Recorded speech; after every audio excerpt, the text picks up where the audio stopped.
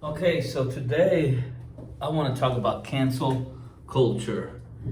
And the reason I want to talk about cancel culture is because I was watching this one YouTuber who apparently people are trying to cancel. I don't want to tell you who it is, but I am in favor of cancel culture.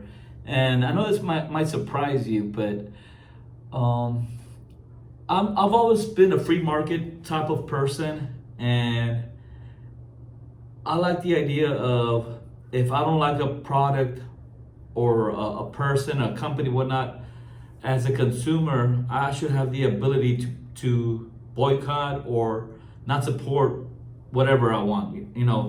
It's I should have the freedom to support whoever I want to, and I feel that's universal. So if people do not want to support somebody for whatever reason it is, whether it's legit or illegit, whatever you call it, I'm in favor of it. And just because it's that's pretty much how the free market should be. We shouldn't force people to buy a product. And I know people think, well, I just hate how people get canceled for saying certain things. I'm like, well, man, that's the free market. That's why you should really strive, like either to be completely independent, financially independent, where you could say whatever you want because it's not going to affect your income. Like for me, for example, I gotta be politically correct from now on because of YouTube. YouTube could take away my platform if I break the terms that they put on here. So, but if I was rich, I'll just do whatever I want. But since I'm not, I gotta play by the rules. I don't like it, but them's the rules. I am trying to make money through crypto, and hopefully that'll kick off eventually. I don't know, but until then, I have to play by the rules, and I'm not mad at it. I'm just it is what it is. Now I'm gonna play this clip real quick that'll explain what cancel culture is. It's by Newsy. I haven't seen it, but I'm pretty sure it's gonna go something along the lines of people say something and people boycott them. And again, I'm all for that. We should have freedom. Also, this is why I say be financially independent, and if you're not, learn you got to think as a business person. What are you trying to do? Are you trying to make money, or are you trying to make friends? If you have a company, whatever kind of company you have, or whatever kind of business, you should probably not try to say things that will cost you money. Even if you disagree with it.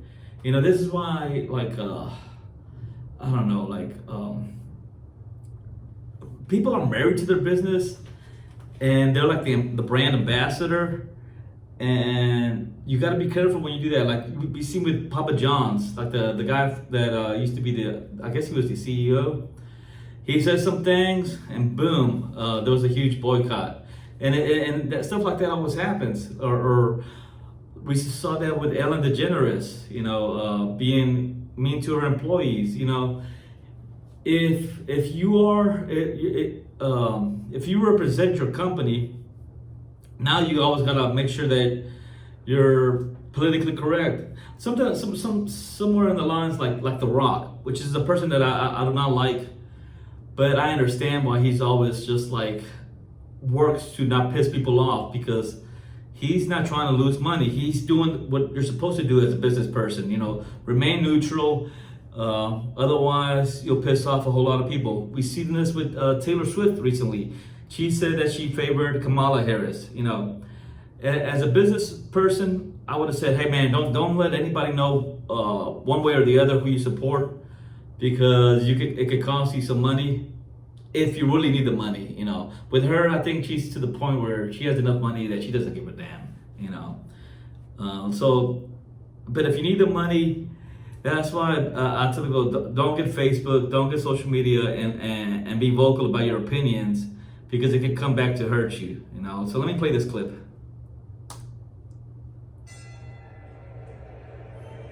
Sticks and stones may break my bones, but words can never hurt me. That's an old saying some of us have heard for years. But are words truly that powerless? Today, if you are not careful, one wrong word or move could get you canceled. Merriam-Webster defines cancel culture as the practice or tendency of engaging in mass canceling as a way of disapproval and exerting social pressure.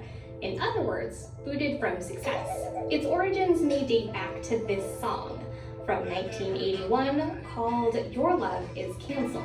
Your love is canceled. Now, I would say the origins of cancel culture go way before. I mean, since the beginning of time, I would say. You know, when people just got mad at a certain group and decided to boycott them.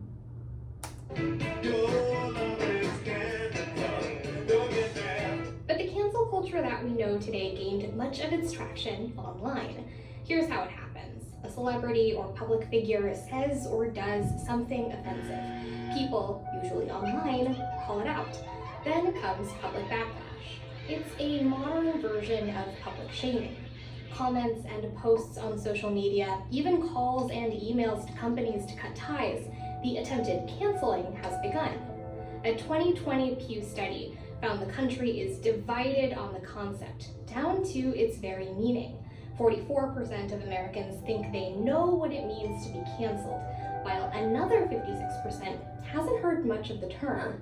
Some think cancel culture is unjust and goes too far, but about half the people familiar with the term say its purpose is to hold people accountable.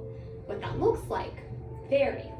Singer Morgan Wallen was canceled for using a racial slur. Comedian Ellen DeGeneres was canceled for allegedly creating a toxic work environment on her. See, I talked about her. That's what kind of comes to mind when I think of cancel culture. It's, you know, just people just angry with you. And again,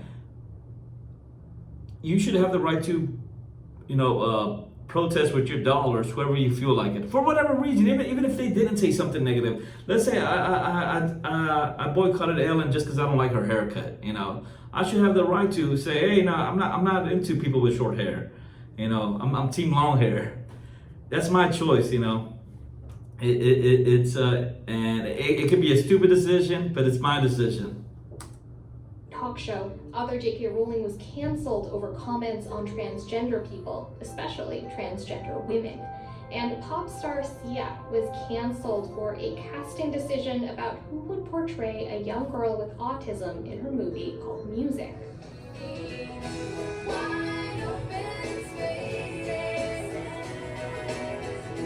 Cancel culture may have been reborn in 2003 when the Dixie Chicks went from wide open spaces to purgatory.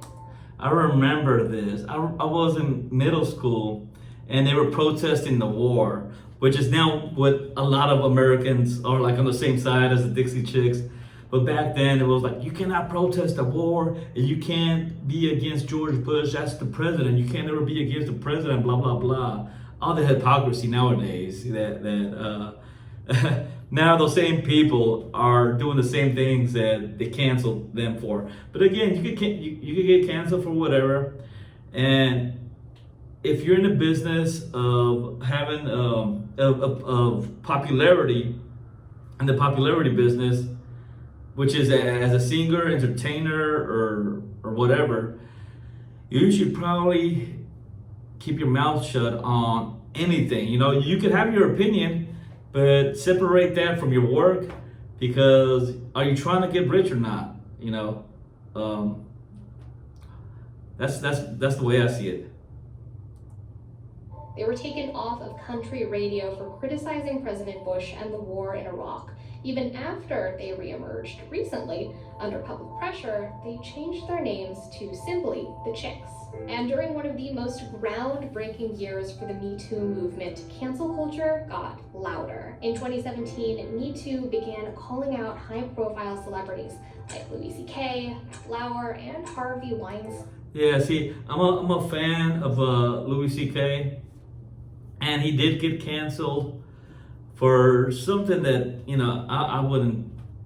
I defended him, saying like, man, it wasn't a big deal. Like, it got I wanted his case is not like Harvey Weinstein or I don't know who's that, Jerry Seinfeld. He jerked off in front of some chicks, and he asked him, and they said that it was okay. So, I mean, it's weird, but whatever. But again, if you want to cancel him for that, you're more than welcome. But he had a lot of devoted fans that still showed up. As long as he's still popular with his group. So I don't think you could have canceled him, really. Or Dave Chappelle. They tried to cancel Dave Chappelle, but his freaking group of followers, his fans, are just too much. He can say whatever he wants to say, and his base is still strong. Same with Donald Trump. He can basically say whatever he wants, but he won't lose the majority of his base. He'll lose like a small fraction, but not the majority. Over accusations of sexual misconduct. Cancel culture gave these accusations and dozens of others visibility. No matter how you feel about it, cancel culture yields real-life consequences. Being called out can also lead to change. The Washington football team changed its name, and other brands from Aunt Jemima to Uncle Ben, even Dr. Seuss made major changes. The real-world impact of a phenomenon largely organized online.